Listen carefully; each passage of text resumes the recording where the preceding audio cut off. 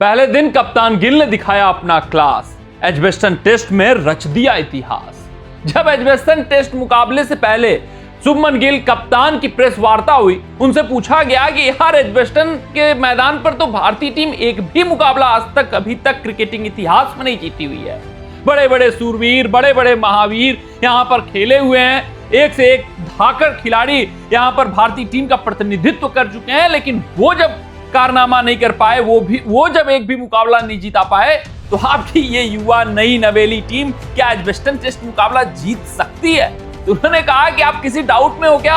हम यहाँ पर इतिहास लिखने आए हैं, इतिहास रचने आए हैं, और इस युवा टीम में पूरा दमखम है कि इंग्लैंड को इस एजबेस्टन के मैदान पर मार दे सके। हालांकि तब ये बोला गया कि कथनी और करनी में बहुत अंतर होता है गुरु। आप कह तो देते हैं लेकिन करके नहीं दिखा पाएंगे। एजबेस्टन में बहुत कठिन कंडीशंस होते हैं और ये भारतीय युवा खिलाड़ियों की बस की बात नहीं है, भारतीय युवा बल्लेबाजों की बस की बात नहीं। लेकिन गिल डिटरमाइंड थे।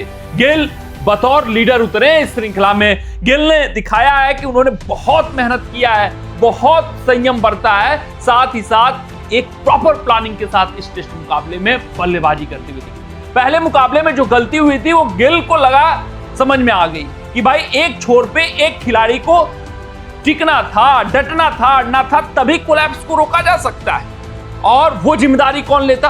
बतौर लीडर कप्तान शुभमन गिल से बेहतर विकल्प भारतीय टीम में है ही नहीं था।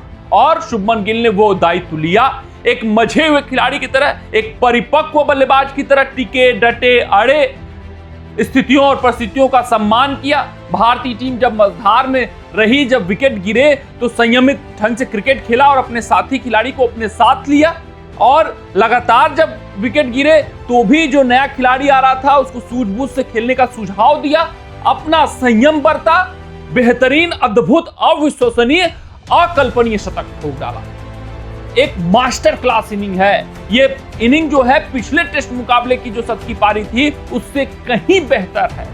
क्योंकि मैं बात करूं शुभमन गिल की आज के मुकाबले की, तो शुरुआती जब छड़ों में आए तो टेस्टिंग कंडीशन था, उसके अलावा कोलैप्स हो गया था भारतीय टीम का। उसके बाद ये भारतीय बल्लेबाजी करने आया था, यानी इस कप्तान के अंदर वो डर था कि कहीं फिर से बैटिंग में कोलैप्स ना हो जाए। फिर उसके बाद अगर मैं बात करूं तो भारतीय टीम पिछला मुकाबला हारी थी तो मनोबल डाउन था, मगर शुभमन गिल एक भी परेशानियों को आड़े नहीं आने दिया और जमकर, डटकर बेहतरीन बल्लेबाजी की। क्लास दिखाया, टेम्परामेंट दिखाया, गेम अवेयरनेस दिखाया, कंपोजर दिखाया, जो कुछ बन पड़ता था एक टेस्ट क्रिकेटर के तौर पे, वो टेस्ट पारी खेलकर दिखाया है। भारतीय टीम की नया को मझधार में जो फंसी थी उसको पार लगा दिया है। एक बार कोलैप्स के किनारे आई थी, ऋषभ पंत का विकेट गिरा, 3 रन के अंतराल पर नीतीश कुमार रेड्डी ने अपना विकेट फेंका, तो लगा कि अब फिर से वही कोलैप्स शुरू होगा। अब जडेजा आएंगे, वो जाएंगे, सुंदर आएंगे, वो जाएंगे। लेकिन जो प्रॉपर प्लानिंग थी शुभमन गिल की कि भाई मुझे एक छोर थामना है, डिटरमाइंड होकर खेलना है, वेल कंपोज्ड इनिंग खेलनी है, एंकरिंग की भूमिका निभानी है ताकि कोलैप्स को रोका जा सके। और वो जो प्लानिंग थी कारगर साबित हो गई। कोलैप्स को रोका गया। रविंद्र जडेजा और गिल के बीच में ऐतिहासिक 99 रनों की साझेदारी हो चुकी है। भारतीय टीम दूसरे दिन एक मजबूत स्थिति में आकर खड़ी हो चुकी है। किसके बदौलत? शुभमन गिल की बेहतरीन शतक के बदौलत। 114 रन 216 गेंदों पर बनाकर खड़े हैं। उसके अलावा अगर मैं बात करूं तो इतिहास भी एजबेस्टन टेस्ट मुकाबले में रख चुके हैं। आज से पहले अगर इंग्लैंड में शुभमन गिल का ट्रैक रिकॉर्ड आप उठाकर देखेंगे, भयावह था।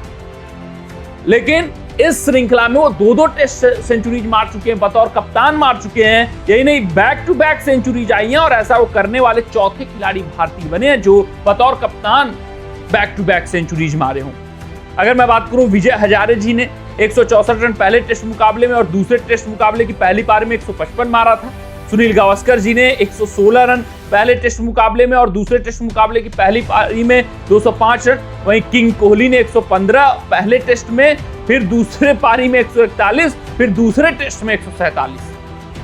तो प्रिंस ने दिखा दिया वो किंग से कमतर नहीं है और किंग बनने की राह पर अग्रसर भी है। जिस तरीके से बतौर लीडर ये खेलते हुए दिखाई दे रहे हैं, भार संभालते हुए दिखाई दे रहे हैं, और जो कमियां थी उन कमियों को अपने कंधों पर लेकर उन त्रुटियों को दूर करते हुए दिखाई दिया और कोलैप्स को बुरी तरीके से रोक दिया इस मुकाबले में। आप देख सकते हैं क्यों? क्योंकि प्रॉपर प्लानिंग थी शुभमन गिल की कि मुझे एक छोर थामना है, ये आज की पारी देखिए, इन्होंने खेली है 216 गेंदें, ये बहुत खास है। मतलब बैच बॉल को थकाया है इन्होंने मैदान पर। इसके बाद सुंदर आना बाकी है, कुछ हद तक आकाशदीप बल्लेबाजी कर सकते हैं। भारतीय टीम एक सुदृढ़ स्थान पर खड़ी है। सिर्फ और सिर्फ यही सुनिश्चित करना है कल के दिन कोलैप्स ना हो, ये साझेदारी और लंबी चले। शुभमन गिल डिटरमाइंड है कि ये शतक दोहरे शतक में तब्दील हो। कमेंट सेक्शन में कमेंट करके बताइएगा कि आपको क्या कुछ लगता है, ऐसा महसूस होता है क्या दोहरा शतक कप्तान गिल का आएगा या नहीं आएगा।